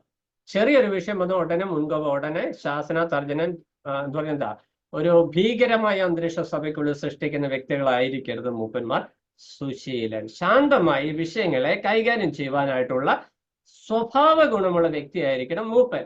ഈ ആടുകൾ പല സ്വഭാവമുള്ളതാണ്. ആട് ഒന്ന് പറയുമ്പോൾ മൂന്ന് പറയുന്നവനായിരിക്കരുത് മൂപ്പൻ. ആട് എടുത്തു ചാടിയാലും കൊമ്പുട്ട് കുത്തിയാലും അത് സംയമനത്തോടെ കൈകാര്യം ചെയ്യുവാൻ കൃപയുള്ള വ്യക്തിയായിരിക്കണം മൂപ്പൻ. അതിന് ഒത്തിരി കൃപ ആവശ്യമാണ്. അതിനാണ് കർത്താവ് അധ്യക്ഷനാക്കി വെച്ചു എന്ന് പറയുന്നത്. അതിന് പ്രത്യേക കൃപാവരങ്ങളും ആവശ്യമാണ്. നാലാമത്തെ വിഷയം, അതിഥിപ്രിയനായിരിക്കണം. വിശ്വാസികളെ വീട്ടിൽ സ്വീകരിക്കാൻ മനസ്സുള്ള വ്യക്തിയായിരിക്കണം മൂപ്പൻ. അങ്ങനെ ഇല്ലാത്തവരുണ്ടോ? അതിഥിപ്രിയൻ എന്ന് പറഞ്ഞാൽ ഇവിടെ ഉദ്ദേശിക്കുന്ന വിഷയം വിശ്വാസികൾക്ക് വേണ്ടി, മറ്റുള്ളവർക്ക് വേണ്ടി ഭവനം, അവരെ കേൾക്കുവാൻ, അവരുടെ ആഗ്രഹങ്ങൾ അറിയുവാൻ, അവരുടെ പ്രശ്നങ്ങൾ അറിയുവാൻ വീട് തുറന്നു കൊടുക്കുന്ന മനോഭാവം. ഒരു സഭയിൽ പല വിശ്വാസികളാണുള്ളത്. പലവിധ വിഷയങ്ങൾ ആ വിശ്വാസികൾ നേരിടുമ്പോൾ അവരെ കേൾക്കുവാൻ, ശാന്തമായി അവരുടെ പ്രശ്നങ്ങൾ കേൾക്കുവാൻ മനസ്സുള്ള ഒരു വ്യക്തിയായിരിക്കണം മൂപ്പൻ അല്ലെങ്കിൽ അധ്യക്ഷൻ എന്ന് പറയുന്ന വ്യക്തി. അടുത്തായിട്ട് നമ്മൾ വായിക്കുന്നത് ഉപദേശിപ്പാൻ സമർത്ഥനായിരിക്കണം. എന്താ ഉപദേശിപ്പാൻ സമർത്ഥിക്കേണ്ട അതിന്റെ സാമർത്ഥ്യത്തിന്റെ ആവശ്യം എന്താണ്? ദൈവസഭയെ ആത്മീക പോഷണത്തിൽ വളർത്തുവാൻ നിയോഗിക്കപ്പെട്ട വ്യക്തിയാണ് മൂപ്പൻ. അതുകൊണ്ട് മൂപ്പൻ ദൈവവചന പരിജ്ഞാനമുള്ള വ്യക്തിയായിരിക്കണം. ഇന്ന് പല മൂപ്പന്മാരുടെ അവസ്ഥ, ബൈബിൾ 66 പുസ്തകങ്ങളുടെ ക്രമം പോലും പറയാൻ അറിയാത്ത മൂപ്പന്മാർ പല സഭകളിലുണ്ട്. പുതിയ നിയമത്തിൽ ഒരു വാക്യം പറഞ്ഞാൽ പഴയ നിയമത്തിൽ പോകുന്ന ആളുകളുണ്ട്. ആരാധനയ്ക്കിരിക്കുമ്പോൾ പോലും ബൈബിൾ തുറന്നു നോക്കാത്ത മൂപ്പന്മാരും ഉണ്ട്. എല്ലാവരും ആണെന്നല്ല ഞാൻ പറയുന്നത്. അപ്പോൾ ഈ മൂപ്പനായിരിക്കുക എന്ന് പറയുമ്പോൾ പലപ്പോഴും ഒരു ഉപദേശ വിഷയം സംബന്ധിച്ചൊരു സംവാദം, ഒരു പ്രയാസം, ഒരു വിഷയം സഭയ്ക്കുള്ളിൽ കടന്നു വന്നാൽ ഉടനെ ശ്രേഷ്ഠന്മാർ എന്ത് പറഞ്ഞു അല്ലെങ്കിൽ ഇന്നയാൾ എന്ത് പറഞ്ഞു എന്നത് നോക്കി നടപടിയെടുക്കുന്ന മൂപ്പന്മാർ സഭയ്ക്കുള്ളിലുണ്ട്. ദൈവവചനം എന്ത് പറയുന്നു എന്ന് നോക്കാൻ ഇവർക്ക് അറിയത്തില്ല. കാരണം ദൈവവചനം വായനയില്ല ഇവർ. ഞായറാഴ്ച രാവിലെ വന്ന് മുമ്പിൽ ഇരിക്കുന്നതാണ് മൂപ്പൻ സ്ഥാനം എന്ന് പലരും തെറ്റിദ്ധരിച്ചിരിക്കുക. അതല്ല. 24 മണിക്കൂറും താൻ ഉൾപ്പെട്ടു നിൽക്കുന്ന സ്ഥലം സഭയെക്കുറിച്ച് കരുതലും കൺസേണുമുള്ള വ്യക്തിയായിരിക്കണം മൂപ്പൻ. അവിടെ ഉണ്ടാകുന്ന ചെറുതും വലുതുമായ വ്യതിചലനങ്ങളെ കുറിച്ച് ദൈവസന്നതയിൽ സംവാദിക്കുവാൻ, മധ്യസ്ഥ അപേക്ഷിക്കുവാൻ ഉത്തരവാദിത്തമുള്ള ബോധമുള്ള വ്യക്തിയായിരിക്കണം മൂപ്പൻ എന്ന് പറയുന്നത്. അപ്പോൾ ഉപദേശപരമായതോ പ്രായോഗിക ജീവിതപരമായതോ ആയ ഒരു വിഷയം വരുമ്പോൾ കേൾക്കുന്ന പാടെ എടുത്തു ചാടി വൺ സൈഡഡ് ആയിട്ട് നടപടിയെടുക്കുന്ന വ്യക്തികൾ ഫലകരമായി ശുശ്രൂഷ ചെയ്യുന്ന മൂപ്പന്മാരായിരിക്കില്ല. അപ്പോൾ വളരെ ശ്രദ്ധയോടുകൂടി ചെയ്യേണ്ട വിഷയം, ഈ മൂപ്പന്മാരുടെ ഭാര്യമാർക്കും ഈ മൂപ്പന്മാരുടെ കൃപാവരങ്ങൾ ചേർന്ന് വെക്കേണ്ടത് ആവശ്യമായ. ഈ വിശ്വാസികളൊക്കെ വീട്ടിലേക്ക് പ്രശ്നങ്ങളൊക്കെ ആയിട്ട് പറയാൻ വരുമ്പോൾ അവരെ ഒന്ന് കരുതുന്ന ഒരു മനോഭാവം ഭാര്യമാർക്ക് ഉണ്ടാകണം. അതും ചേർത്ത് താഴെ പറയുന്നുണ്ട്. അപ്പോൾ ഇതൊരു കുടുംബ വ്യവസ്ഥ, ഒരു കുടുംബ വ്യവസ്ഥിതി പോലെയാണ് ഈ സഭയുടെ സംവിധാനം. ഒരു പ്രശ്നം ഒരു കുടുംബത്തിലുണ്ടായാൽ, മക്കൾക്കൊരു പ്രശ്നമുണ്ടായാൽ മാതാപിതാക്കൾ അത് ശ്രദ്ധയോടെ കേൾക്കുകയും വകതിരിവോടെ വിവേചനത്തോടെ, ഈ മക്കൾ ചില കുടുംബത്തിലൊക്കെ മക്കളിൽ പക്ഷാഭേദം കാണിക്കാറുണ്ട്. ചില മക്കളോട് പ്രിയം കൂടുതലും ചില മക്കളോട് പ്രിയം കുറവും. അപ്പോൾ പ്രിയമുള്ള മക്കൾ പറയുന്ന പക്ഷത്തു നിന്നുകൊണ്ട് പ്രിയം കുറഞ്ഞ മക്കൾക്ക് ഒരുപക്ഷെ തെറ്റുകാരൻ പ്രിയമുള്ള മകന്റെ പക്ഷത്തായിരിക്കും. അപ്പോൾ ഇതുപോലെ തന്നെ സഭയ്ക്കുള്ളിൽ ഒരു കൂട്ടം വിശ്വാസികൾ തനിക്ക് അനുകൂലമായി നിൽക്കുമ്പോൾ അവരുടെ പക്ഷത്തിനു വേണ്ടി തെറ്റിന് അനുകൂലമായി നിൽക്കുന്ന സാഹചര്യം സഭയ്ക്ക് ഉണ്ടാകും. ഇതൊക്കെ മാനുഷികമായിട്ട് ഉണ്ടാകാൻ സാധ്യതയുള്ള ഒരു കാര്യമാണ്. എന്നാൽ പരിശുദ്ധാത്മ നിയന്ത്രണത്തിൽ ദൈവവചനപ്രകാരം തന്റെ ജീവിതത്തെ ക്രമീകരിക്കുന്ന ഒരു മൂപ്പൻ, ഫലകരമായി ശുശ്രൂഷ ചെയ്യാൻ ആഗ്രഹിക്കുന്ന ഒരു മൂപ്പൻ ഈ വിഷയത്തിലൊക്കെ ജാഗ്രത പാലിക്കേണ്ടത് ആവശ്യമാണ്. വചനപരിജ്ഞാനം ഒഴിച്ചുകൂടാനാവാത്ത ഒരു വിഷയമാണ് മൂപ്പന്മാർക്ക്. ഈ മൂപ്പന്മാരാരെങ്കിലും വചനപരിജ്ഞാനം വേണ്ടത്ര ഇല്ലാത്തവരാണെങ്കിൽ ഉടനെ ബൈബിൾ സ്കൂളിലേക്ക് പോകണമെന്നല്ല അതിന്റെ ആശയം. ബൈബിൾ സ്കൂളിൽ പഠിച്ചു എന്നതുകൊണ്ട് ആരും മൂപ്പനാകാൻ യോഗ്യനെ ആകുന്നില്ല.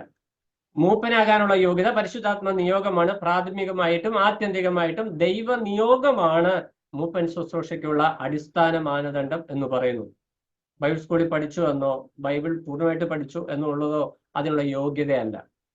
എന്നാൽ ഈ അധ്യക്ഷനായിരിക്കുന്ന വ്യക്തി ദൈവവചനത്തിലെ അടിസ്ഥാന പ്രമാണങ്ങൾ, ഉപദേശങ്ങൾ സംബന്ധിച്ച് പരിജ്ഞാനമുള്ള വ്യക്തിയായിരിക്കണം. സഭയിൽ ഒരു വിഷയമുണ്ടായാൽ അത് ദൈവവചനപ്രകാരം പരിഹരിക്കുവാൻ പ്രാപ്തനായിരിക്കുന്ന ഒരു വ്യക്തിയായിരിക്കണം. അതിനുള്ള പക്വത ആ വ്യക്തി ദൈവവചനപ്രകാരം പരിശീലിക്കേണ്ടത് ആവശ്യമാണ്. പിന്നെ നമ്മൾ സ്വന്തം കുടുംബത്തെ നന്നായി ഭരിക്കണം എന്ന് നമ്മൾ വായിക്കുന്നുണ്ട്. ഇത് ഞാൻ മുമ്പേ പറഞ്ഞതുപോലെ സഭയെ മൂപ്പൻ ശ്രദ്ധിച്ച് പഠിക്കുമ്പോൾ കുടുംബത്തെ ഭാര്യമാര് ചേർന്ന് പരിപാലിച്ചു കൊണ്ടുപോകുന്ന ഒരു സിസ്റ്റം. അപ്പോൾ സഹോദരിയെ കണ്ടാൽ അറിയാം സഹോദര കുടുംബത്തിലുള്ള ആ ഒരു നില എന്നത് മനസ്സിലാക്കുവാനായിട്ട് കഴിയും. അതിന്റെ വിശദീകരണത്തിലേക്ക് ഞാൻ പോകുന്നില്ല, അതോടെ നിൽക്കട്ടെ. സ്വന്തം കുടുംബത്തെ, അതായത് അപ്പൻ പറയുന്നിടത്ത് നിൽക്കുന്ന ഭാര്യയും അപ്പൻ പറയുന്നിടത്ത് നിൽക്കുന്ന മക്കളുമായിരിക്കണം മൂപ്പന്റെ കുടുംബത്തിലുള്ളത്. അന്ന് അതിന്റെ ഏറ്റവും ലളിതമായ ആശയം. ഇനി 6-ാം വാക്യത്തിലേക്ക് വരുമ്പോൾ അടുത്ത കാര്യം പറയുകയാണ്, നിഗളിച്ചിട്ട് പിശാചിന് വന്ന ശിക്ഷാവിധിയിൽ അകപ്പെടാതിരിക്കാൻ പുതിയ ശിഷ്യൻ അരുത്. എന്താണ് ഈ പുതിയ ശിഷ്യൻ? ഇന്ന് രക്ഷിക്കപ്പെട്ടു വന്നു നാളെ മൂപ്പന്, അങ്ങനെ ആരും സഭയിൽ മൂപ്പനാകുന്നില്ല. ഈ പുതിയ ശിഷ്യൻ എന്നതിന്റെ ആശയം പ്രാഥമിക ആശയത്തിൽ നമ്മൾക്ക് അങ്ങനെ എടുക്കാം. പുതുതായിട്ട് രക്ഷിക്കപ്പെട്ടു വന്ന ഒരു വ്യക്തി ഉടനെ മൂപ്പനാകാനായിട്ട് പാടില്ല. എന്നാൽ ഈ പുതിയ ശിഷ്യൻ എന്നത് മേളിൽ പറഞ്ഞിരിക്കുന്ന വചനപരിജ്ഞാനത്തോട് ബന്ധപ്പെട്ട് നിൽക്കുന്ന വിഷയമാണ്. ചിലര് രക്ഷിക്കപ്പെട്ടിട്ട് 30 വർഷമായാലും മായമില്ലാത്ത പാല് കുടിക്കുന്ന അവസ്ഥയില്ല, കട്ടയുള്ള ആഹാരം ദഹിക്കാത്ത അവസ്ഥയിലുള്ള വിശ്വാസികളുണ്ട്.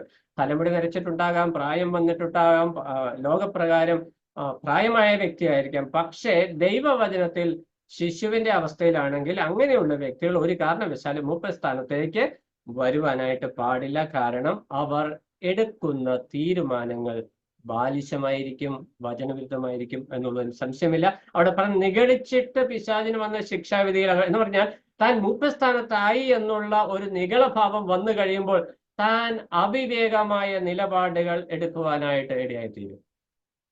നമ്മൾ പലപ്പോഴും പല സഭകളിലെയും വിഷയങ്ങൾ കാണുമ്പോൾ നമ്മുടെ ഉള്ളിൽ എന്നല്ല മൂപ്പൻ എന്താ അങ്ങനെ ഒരു തീരുമാനം എടുത്തേ എന്നൊരു ചോദ്യം നമ്മുടെ ഉള്ളിൽ ഉണ്ടാകുന്നുണ്ട്. അതല്ലല്ലോ അതിന്റെ ശരി എന്ന ചിന്ത നമുക്ക് ഉണ്ടാകാറുണ്ട്. ഇതിന് കാരണം ഈ ദൈവവചനം നമ്മുടെ ഉള്ളിൽ ക്രിയ ചെയ്യുന്നത് കൊണ്ട്. അങ്ങനെയുള്ള അവസ്ഥകൾ ഉണ്ടാകാതിരിക്കുവാൻ വേണ്ടിയാണ് മൂപ്പൻ വചനപരിജ്ഞാനമുള്ള വ്യക്തിയായിരിക്കണം എന്ന് പറയുന്നത്. 7-ാം വാക്യത്തിലേക്ക് വരുമ്പോഴാണ് ഞാൻ ആദ്യം പറഞ്ഞ വിഷയത്തിന്റെ, അതായത് അധ്യക്ഷൻ നിരപവാദ്യൻ എന്ന് പറഞ്ഞതിന്റെ രത്നം ചുരുക്കം 7-ാം വാക്യത്തിൽ നമ്മൾ വായിക്കുന്നു. അവിടെ നിന്നയിലും പിശാചിന്റെ കെണിയിലും കുടുങ്ങാതിരിക്കാൻ പുറമേയുള്ളവരോട് നല്ല സാക്ഷ്യം പ്രാപിച്ചവനും ആയിരിക്കണം. അയൽവക്കക്കാരുമായിട്ട് തല്ലുകൂടുന്ന മൂപ്പന്മാര് വരെ ഇന്ന് സഭയിൽ മൂപ്പന്മാരായിട്ടുണ്ട്. അതിന് മാറ്റുന്ന മൂപ്പന്മാര്, അടി കൂടുന്ന മൂപ്പന്മാര്, പോലീസ് സ്റ്റേഷനിൽ പോകുന്ന മൂപ്പന്മാര്, പ്രശ്നക്കാരായ മൂപ്പന്മാർ, അയൽക്കാർക്ക് തന്നെ പ്രശ്നം അവരെ കൊണ്ട്, പിന്നെ സഭയ്ക്കുള്ളിൽ എങ്ങനെ ഉണ്ടോ? ഇവരൊക്കെ നമ്മൾ മൂപ്പന്മാരായിട്ട് എല്ലാവരും സംബോധന ചെയ്യാൻ നമ്മൾ നിർബന്ധിതരാകുന്നു. എന്നാൽ ദൈവവചനം പറയുന്നത് നല്ല സാക്ഷ്യമുള്ള വ്യക്തിയായിരിക്കണം മൂപ്പൻ എന്ന് പറഞ്ഞാൽ ഒരു സഭയിലെ മൂപ്പൻ, ഇടയൻ, അധ്യക്ഷൻ നടന്നു പോകുമ്പോൾ ആ സഭയെക്കുറിച്ചുള്ള സാക്ഷ്യം ലോകത്തിന് മുമ്പിൽ വെളിപ്പെടുന്ന അനുഗ്രഹീത അവസ്ഥ ഉണ്ടാകണം. പാപസംബന്ധമായ വിഷയത്തിൽ, തെറ്റ് സംബന്ധിച്ച വിഷയങ്ങളിൽ കർശനമായ നിലപാടുകൾ എടുത്ത മൂപ്പന്മാരുണ്ട്. അവരെ ബഹുമാനിക്കുന്ന വിശ്വാസ സമൂഹവും ലോക സമൂഹവും ഉണ്ട്. എന്നാൽ ഒരു തെറ്റും ചെയ്യാത്ത വിശ്വാസികളെ ക്രൂരമായി ഉപദ്രവിക്കുന്ന മൂപ്പന്മാരുമുണ്ട്. ഇവരല്ലേ സഭയ്ക്കുള്ളിൽ ഉള്ള സംവിധാനങ്ങളാണ്. എന്നാൽ ഇവിടെ നമ്മൾ പഠിക്കുന്ന വിഷയം സഭയെ പരിപാലിക്കുവാനായിട്ട് ഞാൻ അധ്യക്ഷ സ്ഥാനം ആഗ്രഹിക്കുന്നു, നല്ല വില ഞാൻ ആഗ്രഹിക്കുന്നു എന്ന് ഞാൻ പറയുമ്പോൾ എനിക്ക് ഈ യോഗ്യതകൾ ഉണ്ടോ എന്ന് നമ്മൾ സ്വയശോധന ചെയ്യണം. മൂപ്പന്മാർക്ക് യോഗ്യതയില്ല എന്ന് പറഞ്ഞുകൊണ്ട് നമ്മൾ മൂപ്പന്മാരല്ല നിങ്ങളെ ഞങ്ങൾ മൂപ്പന്മാരായിട്ട് അംഗീകരിക്കുന്നില്ല എന്ന് പറയുന്നതല്ല അതിന്റെ ശരിയായ രീതി. അങ്ങനെയുള്ള വ്യക്തികളെ കർത്താവിന്റെ കയ്യിലേക്ക് ഏൽപ്പിക്കുക. മൂപ്പന്മാർ ചെയ്യേണ്ട ഒരു വിഷയം അത് തന്നെയാണ്. സഭയിൽ ഒരു പരിധി വിട്ട് പ്രശ്നങ്ങൾ വരുമ്പോൾ ഉടനെ വിശ്വാസികൾക്കെതിരെ നിൽക്കുന്നതിന് പകരം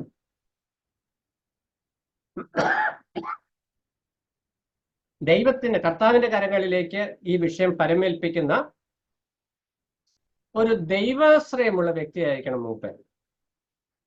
ഇപ്പൊ മൂപ്പൻ ക്രമം വിട്ടൊരു കാര്യം ചെയ്താൽ ഉടനെ മൂപ്പൻ സ്ഥലത്ത് നിന്ന് പുറത്താക്കുന്ന സിസ്റ്റം ഒന്നും വചന അടിസ്ഥാനമല്ല, അത് വിശ്വാസികൾക്ക് ഭൂഷണമല്ല.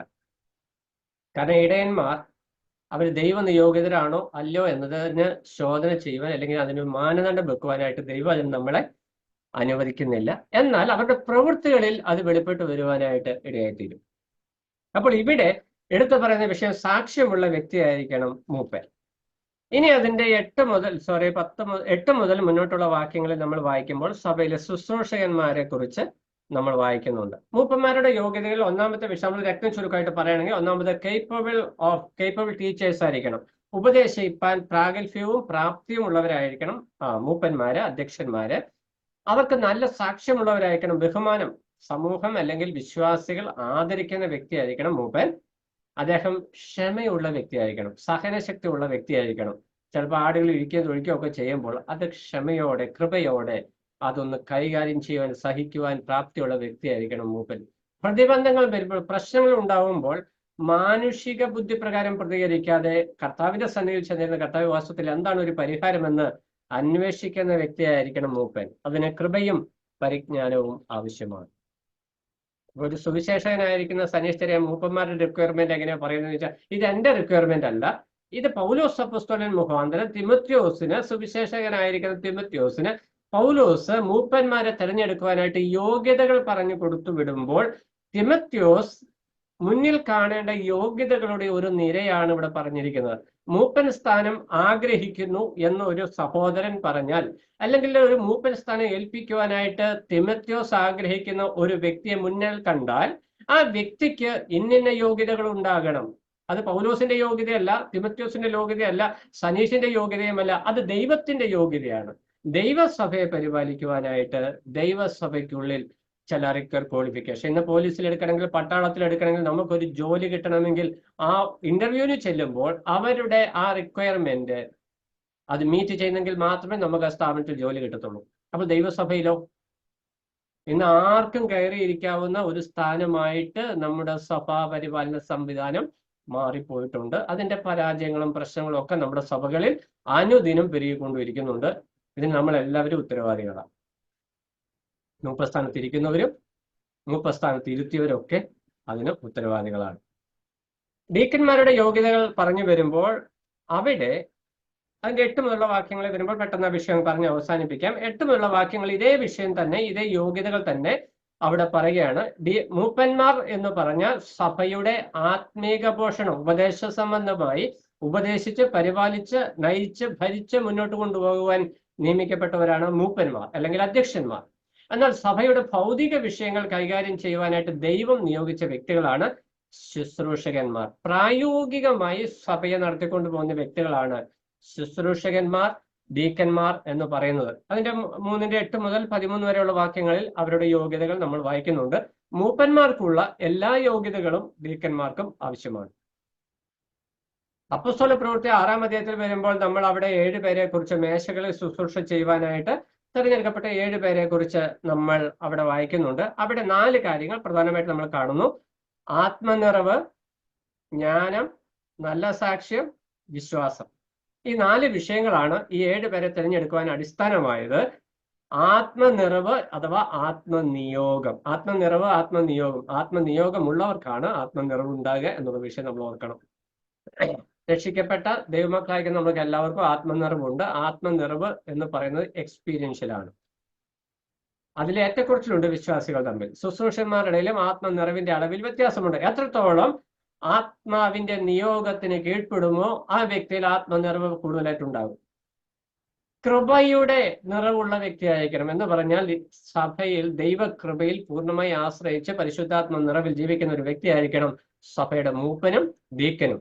ജ്ഞാനമുള്ള വ്യക്തിയായിരിക്കണം, പരിജ്ഞാനം. നമ്മൾ പ്രവചന പുസ്തകത്തിൽ വായിക്കുന്നുണ്ട്, പരിജ്ഞാനമില്ലാകിയാൽ എന്റെ ജനം നശിച്ചു പോകുന്നു. ഈ നയിക്കുന്നവർക്കും പരിജ്ഞാനം ആവശ്യമാണ്, നയിക്കപ്പെടുന്നവർക്കും പരിജ്ഞാനം ആവശ്യമാണ്. നയിക്കുന്നവർക്ക് പ്രത്യേകിച്ച് പരിജ്ഞാനം ആവശ്യമാണ്, ഡീക്കന്മാർക്ക് അത് പ്രത്യേകം ആവശ്യമാണ്. അവിടെ എടുത്തു പറയുന്ന വിഷയം നല്ല സാക്ഷ്യമുള്ളവരെ നിങ്ങൾ തന്നെ കണ്ടെത്തിക്കൊള്ളുവിൻ എന്ന് പറഞ്ഞ എന്റെ ആശയം എന്താ? ഈ 7 പേർക്ക് നല്ല സാക്ഷ്യമുണ്ട് എന്നുള്ള വിഷയം ഈ സഭയ്ക്ക് വ്യക്തമായിട്ട് അറിയാം, വിശ്വാസികൾക്ക് അറിയാം. അപ്പൊ ഒരു വ്യക്തി സഭയിൽ മൂപ്പനാകണം എന്നുള്ള വിഷയം, അല്ലെ ഡീക്കനാകണം എന്നുള്ള വിഷയം വരുമ്പോൾ സഭയിലെ വിശ്വാസികൾക്ക് ആ സഹോദരൻ ഈ ശുശ്രൂഷയ്ക്ക് യോഗ്യനാണ് എന്നുള്ള ബോധ്യം ഹൃദയത്തിൽ ഉണ്ടാകുന്നു. അപ്പോൾ സഭ മൂപ്പന്മാരെ ആക്കുകയല്ല, മൂപ്പന്മാരെ ഐഡന്റിഫൈ ചെയ്യുകയാണ് സഭയുടെ ഉത്തരവാദിത്വം. സഭയിൽ മൂപ്പന്മാരെ നിയോഗിക്കുന്നത് പരിശുദ്ധാത്മാവാണ്, ഐഡന്റിഫൈ ചെയ്യുന്നത് സഭയാണ്. ഈ ഡീക്കന്മാരെ തിരഞ്ഞെടുക്കുമ്പോൾ അവർക്ക് എല്ലാവർക്കും ഏക അഭിപ്രായത്തിൽ ഈ 7 പേരെയും കാണുവാനായിട്ട് ഇടയായി എന്നുള്ളത് അവരുടെ സാക്ഷ്യ ജീവിതത്തിന്റെ പ്രത്യേകതയാണ്. പിന്നെ വിശ്വാസം, അവർ ഹൃദയത്തിൽ വിശ്വാസം ഉറച്ചു നിൽക്കുന്നവരായിരിക്കണം, വിശ്വസ്തതയുള്ളവരും ആയിരിക്കണം. ശുശ്രൂഷകളിൽ വിശ്വസ്തരായിരിക്കുന്ന വ്യക്തികളായിരിക്കണം ഡീക്കന്മാരും മൂപ്പന്മാരും. പിന്നെ നമ്മൾ താഴോട്ട് വായിക്കുമ്പോൾ അവർ ഘനശാലികളായിരിക്കണം, അവരെ പരീക്ഷിക്കണം എന്ന് നമ്മൾ മൂപ്പന്മാരോടുള്ള ബന്ധത്തിൽ പരീക്ഷിക്കണം എന്ന് നമ്മൾ കാണുന്നില്ല, ഡീക്കന്മാരെ പരീക്ഷിക്കണം എന്ന് കാണുന്നുണ്ട്. എന്ന് പറഞ്ഞാൽ ഈ യോഗ്യതകളൊക്കെ ഉള്ള വ്യക്തികളെ വേണം സഭയിലെ ഭൗമിക കാര്യങ്ങളും ഏൽപ്പിക്കാൻ. ഇന്ന് സഭയിലെ ഭൗമിക കാര്യങ്ങളും ആത്മീയ കാര്യങ്ങളും ചെയ്യുന്ന ഈ മൂപ്പന്മാർ തന്നെയാണ് പല സഭകളിലും.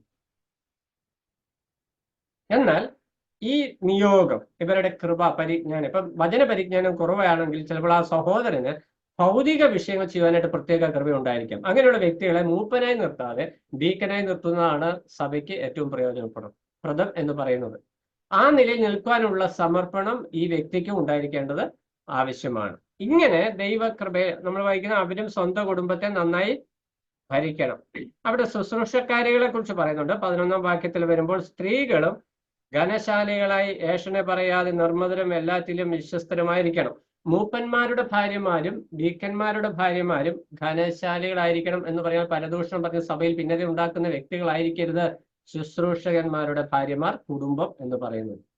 മൂപ്പന്മാർ ഘനശാലികളായിരിക്കുന്നത് പോലെ തന്നെ ആ ഒരു ഗൗരവം ഡീക്കന്മാർ ജീവിതത്തിൽ കാത്തുപാലിക്കുന്ന ഗൗരവം അവരുടെ ഭാര്യമാരും ജീവിതത്തിൽ കാണിക്കേണ്ടത് ആവശ്യമാണ്. സഭയിൽ ഡീക്കണസ് ആയിട്ട്, ശുശ്രൂഷകരായിട്ട്, ഫേബയെ പോലെയുള്ള വ്യക്തികൾ സഭയിലുണ്ട്. സഭയുടെ ഭൗതിക കാര്യങ്ങളിൽ സഭയ്ക്ക് പിൻബലമായി നിന്ന സഹോദരിമാരുണ്ട്.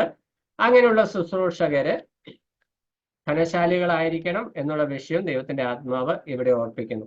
ഇങ്ങനെയുള്ള ശുശ്രൂഷകർക്ക്, വിശ്വസ്തയോടെ ശുശ്രൂഷ ചെയ്യുന്ന വ്യക്തികൾക്ക് ദൈവവചനം കൊടുക്കുന്ന ഒരു വാഗ്ദത്തം, അതാണ് 13-ാം വാക്യം. നന്നായി ശുശ്രൂഷ ചെയ്തിട്ടുള്ളവർ തങ്ങൾക്ക് നല്ല നിലയും ക്രിസ്തുവേശുവിലുള്ള വിശ്വാസത്തിൽ വളരെ പ്രാഗൽഭ്യവും സമ്പാദിക്കുന്നു.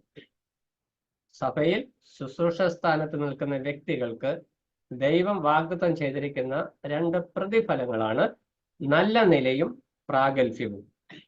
നമ്മൾ പറഞ്ഞത് നമുക്ക് ദൈവത്തിന് ഭയങ്കര പ്രാഗൽഭ്യമാണ്. ഒരു പ്രാഗൽഭ്യവും ഇല്ല. ആഴ്ചയിൽ 6 ദിവസവും തോന്നിയതുപോലെ ജീവിച്ചിട്ട് 7-ാം ദിവസം എന്നിട്ട് കർത്താവ് എന്നതിന്റെ ഞങ്ങൾ പ്രാഗൽഭ്യമുള്ളവരാണെന്ന് പറയുന്നത്.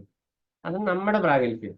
എന്നാൽ ഇവിടെ പറയുന്നത് ദൈവസഭയെ ശുശ്രൂഷിക്കുന്ന ശുശ്രൂഷകന്മാർക്ക് ദൈവം സഭയിലും തൻ്റെ സന്നിധിയിലും കൊടുത്തിരിക്കുന്ന നില അല്ലെങ്കിൽ സ്ഥാനം എന്ന് പറയുന്നത് നല്ല നില, ശ്രേഷ്ഠമായിരിക്കുന്ന ഒരു സ്ഥാനം ഈ ശുശ്രൂഷകന്മാർക്ക് ദൈവം കൊടുക്കുന്നുണ്ട്. അതുകൊണ്ട് വിശ്വാസികൾ മൂപ്പന്മാരിൽ ചിലർ അയോഗ്യരാണെന്ന് നമ്മൾ ചിന്തിക്കുന്നുവെങ്കിലും മൂപ്പന്മാരെ ബഹുമാനിക്കുവാൻ ബാധ്യസ്ഥരാണ്. മൂപ്പന്മാരെ കുറിച്ച് നമ്മൾ വിശ്വാസികൾക്കൊക്കെ തോന്നുന്നു ഇനിയിപ്പം അദ്ദേഹം ദൈവത്താൽ നിയോഗിതനായ മൂപ്പനല്ല, അതുകൊണ്ട് അദ്ദേഹത്തെ ബഹുമാനിക്കേണ്ട ആവശ്യമൊന്നുമില്ല. അദ്ദേഹം ഈ നിയോഗിതനല്ലെങ്കിൽ കണക്ക് അദ്ദേഹം കൊടുത്തുകൊള്ളും. പക്ഷേ അധികാര സ്ഥാനത്തിരിക്കുന്ന ഒരു വ്യക്തിയെ ബഹുമാനിക്കുന്നില്ലെങ്കിൽ അതിന് കണക്ക് നമ്മൾ കൊടുക്കേണ്ടതായിട്ട് വരും. അപ്പോൾ മൂർഖന്മാർക്ക് പോലും കീഴടങ്ങിയിരിപ്പിനാണ് വചനത്തിൽ പറയുന്നത്. എന്നാൽ ഈ ശുശ്രൂഷകന്മാരുടെ പ്രത്യേകത, ഇവർ വിശ്വസ്തയോടെ ശുശ്രൂഷ ചെയ്താൽ നല്ല നില എന്ന് പറഞ്ഞാൽ വിശ്വാസികൾക്ക് ആ മൂപ്പനെ കുറിച്ച് ഓർക്കുമ്പോൾ, അദ്ദേഹം മരിച്ചു കഴിഞ്ഞാൽ പോലും ആ അച്ചായനെ കുറിച്ച് ഓർക്കുമ്പോൾ ഒരു സ്നേഹവും ഒരു ബഹുമാനവും ഹൃദയത്തിൽ സ്ഥായിയായി നിൽക്കും. അത് ഇവിടെ കിട്ടുന്ന പ്രതിഫലം ദൈവസന്നിധിയിലും അദ്ദേഹത്തിന് സ്ഥാനം കിട്ടും. പിന്നെ രണ്ടാമത് പ്രാഗൽഭ്യം. പ്രാഗൽഭ്യം എന്ന് പറഞ്ഞാൽ എന്താ? ഉറച്ചു നിൽക്കുവാനായിട്ട്, നേരെ നിൽക്കുവാനായിട്ടുള്ള ആ ഒരു കറേജ്.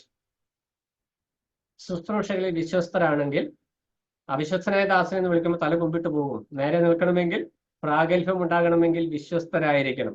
അപ്പോൾ ഈ ഒരു നിലയാണ് ദൈവത്തിന്റെ ആത്മാവ് സഭയോടുള്ള ബന്ധത്തിൽ വെച്ചിരിക്കുന്നത്. അപ്പോൾ സ്ത്രീകൾക്ക് പങ്കാളിത്തമുണ്ട്. ദൈവം അവരെ കുടുംബത്തിന് മാതൃകയായി കുടുംബത്തെ ഭരിക്കുവാൻ, പരിപാലിക്കുവാൻ, നയിക്കുവാൻ, കുഞ്ഞുങ്ങളെ ആ നിലയിലേക്ക്, കുടുംബത്തിന്റെ ഭരണം ഭർത്താക്കന്മാരുടെ കയ്യിലാണ്. ഞാൻ തിരിച്ചു പറയുന്ന ആരും വ്യാഖ്യാനിക്കേണ്ട.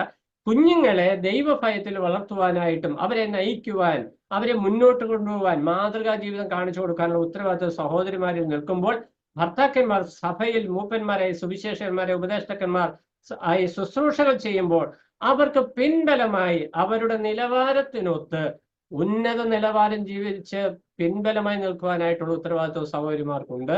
സഹോദരന്മാർ തങ്ങളുടെ വിളിക്കും നിലയ്ക്കും അനുസരിച്ച് യോഗ്യമായി സാക്ഷ്യമായി ജീവിക്കാനുള്ള ഉത്തരവാദിത്വമുണ്ട്.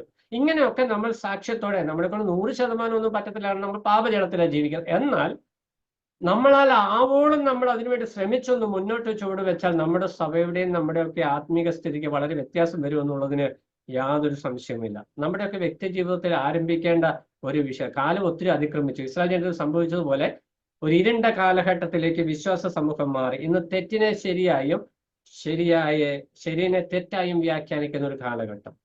ലജ്ജയായതിൽ അവർക്ക് മാനം തോന്നുന്നു എന്ന് വചനത്തിൽ പറയുന്ന ഒരു കാലഘട്ടത്തിലേക്ക് നാം എത്തി നിൽക്കുമ്പോൾ, കർത്താവിന് വേണ്ടി നിലനിൽക്കുന്ന, വേറിട്ട് നിൽക്കുന്ന ഒരു ശേഷിപ്പിന്റെ ഭാഗമായിട്ട് ഇരിക്കുവാനായിട്ട് ദൈവം നമ്മളെ കുറിച്ച് ആഗ്രഹിക്കുന്നു. ഇത് വളരെ ഗൗരവമുള്ള ഒരു വിഷയം. കാരണം നമ്മൾ വ്യക്തിപരം, ഇവിടെ നമുക്ക് സഭയുണ്ട്, കുടുംബമുണ്ട്, സമൂഹമുണ്ട്, ജോലിയുണ്ട്, സ്റ്റാറ്റസ് ഉണ്ട്, എല്ലാം ഇവിടെയുണ്ട്. എന്നാൽ കർത്താവിന്റെ സന്നിധിയിലേക്ക് ചെല്ലുമ്പോൾ നാം ഓരോരുത്തരായി നമ്മുടെ ശുശ്രൂഷയ്ക്ക്, നമ്മുടെ ജീവിതത്തിന് കണക്ക് കൊടുക്കേണ്ട വ്യക്തികളായി നിൽക്കുമ്പോൾ, അവിടെയാണ് ആ നാളിനെ കുറിച്ച് ഒരു ഭയം, ഒരു കരുതൽ നമുക്കുണ്ടാകണം. ഇല്ലെങ്കിൽ വലിയ പരാജയം സംഭവിക്കും എന്നുള്ളതിന് യാതൊരു സംശയവുമില്ല. ഇത് വളരെ പ്രധാനപ്പെട്ട ഒരു വിഷയം. സഭാ പരിപാലനത്തിലേക്ക് ദൈവം വിഷയങ്ങൾ പറഞ്ഞു വരുമ്പോൾ എല്ലാവർക്കും അവരുടേതായ പങ്കാളിത്തമുണ്ട്. എന്നാൽ ഏറ്റവും പ്രധാനപ്പെട്ട വിഷയം, സഭയെ നയിക്കുന്നവർ ദൈവനിയോഗം ഉള്ളവരായിരിക്കണം, ദൈവനിയോഗത്തെക്കുറിച്ച് ബോധ്യമുള്ളവരായിരിക്കണം, ദൈവം എന്തിനു വേണ്ടി നിയമിച്ചു എന്ന ബോധ്യമുള്ളവരായിരിക്കണം. സഭയിൽ ചുമ്മാ അധ്യക്ഷത വഹിക്കുവാനായിട്ടല്ല, അവിടെ ശുശ്രൂഷകനായി നിന്നുകൊണ്ട് വിശ്വാസികളെ ആത്മീകമായി വളർത്തുവാനായിട്ട് നിയോഗിതരാണ് മൂപ്പന്മാർ. ഡീക്കന്മാരും അങ്ങനെ തന്നെ. അവർ അതിന്റെ മറ്റൊരു വശം. എന്നാൽ ഈ ഡീക്കന്മാർ, സ്തേഫാനോസ് ഡീക്കന്മാരിൽ ഒരുവനായിരുന്നു സ്തേഫാനോസ്. അദ്ദേഹത്തിന്റെ പ്രസംഗം, ഒരൊറ്റ പ്രസംഗം പ്രസംഗിച്ചുള്ളൂ, അതോടെ താൻ ഫിനിഷായി. പക്ഷെ ആ ഒരൊറ്റ പ്രസംഗം ക്രിസ്തീയ സഭാ ചരിത്രത്തിൽ എന്നും മായാത്ത ഒരു പ്രസംഗമായി നിൽക്കുന്നതിന് കാരണം, അദ്ദേഹം ഡീക്കനായിരിക്കുന്നത് പോലെ തന്നെ, സഭയിലെ ഭൗതിക ശുശ്രൂഷകൾ ചെയ്തതുപോലെ തന്നെ ദൈവവചന പരിജ്ഞാനം പ്രാപിക്കുന്നതിലും അവൻ സമർപ്പണമുള്ളവനായിരുന്നു. അതുകൊണ്ട് ദൈവം അവനെ മാനിച്ചു. ഫിലിപ്പോസിനെ നമ്മൾ സുവിശേഷകനായിട്ട് പിന്നെ കാണുന്നുണ്ട്. ഇങ്ങനെ അനേകരെ നമ്മൾ കാണുന്നുണ്ട്, ഡീക്കന്മാരായി സഭയിൽ നിന്ന് ശുശ്രൂഷ സ്ഥാനത്ത് തെളിഞ്ഞു വന്ന വ്യക്തികൾ. അപ്പോൾ അതുകൊണ്ട് വ്യക്തിപരമായി നമ്മുടെ ജീവിതത്തെ നമ്മൾ മറ്റുള്ളവരെ വിധിക്കണ്ട. ഞാൻ സഭയിൽ ഏത് ശുശ്രൂഷ സ്ഥാനത്തായിരിക്കുന്നു? ദൈവം എന്നെ അവിടെ ആക്കിയിട്ടുണ്ടോ? ഞാൻ ഇത്രയും കാലമായി അവിടെ ശുശ്രൂഷ ചെയ്യുന്നു. എനിക്ക് കൃപയോടെ, പരിജ്ഞാനത്തോടെ, ആത്മനിർവോടെ സഭയെ പരിപാലിക്കുവാൻ, കരുതുവാൻ, നയിക്കുവാൻ ഇടയായിട്ടുണ്ട്. എൻ്റെ പെരുമാറ്റത്തിൽ, എൻ്റെ പ്രവൃത്തിയിൽ, എൻ്റെ തീരുമാനത്തിൽ എവിടെയെങ്കിലും പാളിച്ചകൾ വന്നിട്ടുണ്ടോ? ഉണ്ടെങ്കിൽ അത് തിരുത്തുവാൻ ദൈവത്തിന്, ആ സ്ഥാനം വിട്ടെറിഞ്ഞു പോകണമെന്നല്ല ഞാൻ പറഞ്ഞു വരുന്നത്. തെറ്റുപറ്റിയിട്ടുണ്ടെങ്കിൽ അത് തിരുത്തുവാൻ ദൈവത്തിന് യഥാസ്ഥാനപ്പെടുവാനായിട്ട് ദൈവത്തിന്റെ ആത്മാവ് നമ്മളെ പ്രബോധിപ്പിക്കുക. ഇനിയും കാലങ്ങൾ മുന്നോട്ട് പോവുകയാണ്. തെറ്റിൽ തുടർന്നു പോയാൽ അത് വലിയ വിപത്തിലേക്ക് ചെന്ന് ചാടും. എന്നാൽ തെറ്റ് ബോധ്യപ്പെട്ടിട്ടുണ്ട്, ഏതെങ്കിലും നിലപാടുകൾ, ഏതെങ്കിലും ആക്ഷനുകൾ, പ്രവൃത്തികൾ തെറ്റിപ്പോയി എന്ന് ബോധ്യപ്പെട്ടാൽ അത് തിരുത്തിയാൽ തീർച്ചയായിട്ടും ദൈവാനുഗ്രഹം അവിടെ വരുവാനായിട്ട് ഇടയായിത്തീരും. ഇനി അതിന്റെ 14 മുതൽ 16 വാക്യങ്ങൾ സഭയുടെ പ്രാധാന്യമാണ്. അത് ദൈവം അനുവദിച്ചാൽ അടുത്ത ക്ലാസ്സിൽ നമുക്ക് അതിലൂടെ കടന്നു പോകാം. ഈ വിഷയങ്ങളെ ഒരിക്കൽ കൂടി വിചിന്തനം ചെയ്യുവാൻ, വ്യക്തി ജീവിതത്തിൽ ഇതിന്റെ പ്രായോഗികത, കുടുംബമായി ദൈവം ഏൽപ്പിച്ചിരിക്കുന്ന ശുശ്രൂഷകളിൽ വിശ്വസ്തരായിരിക്കാനായിട്ട് ഇടയായിട്ടുണ്ടോ എന്ന് ശോധന ചെയ്യുവാനായിട്ട് ഈ വചന പഠനം നമ്മളെ സഹായിക്കട്ടെ. ദൈവനാമം മഹത്വപ്പെടുമാറാകട്ടെ.